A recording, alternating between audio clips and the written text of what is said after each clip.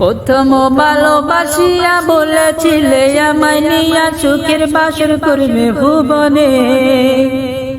প্রথম ভালোবাসিয়া বলেছিলে আমায় নিয়া সুখের বাসর করবে ভুবনে। সেই মানুষটা বসত করে অন্যেরই ঘরে, যারা প্রেমে পড়ে তারা কেন কাঁদে। এতদিনে বুঝলাম আমি ভালোবেসে একটা মাইয়া রে, হায় রে। এতদিনে বুঝলাম আমি ভালোবেসে একটা মাইয়া রে।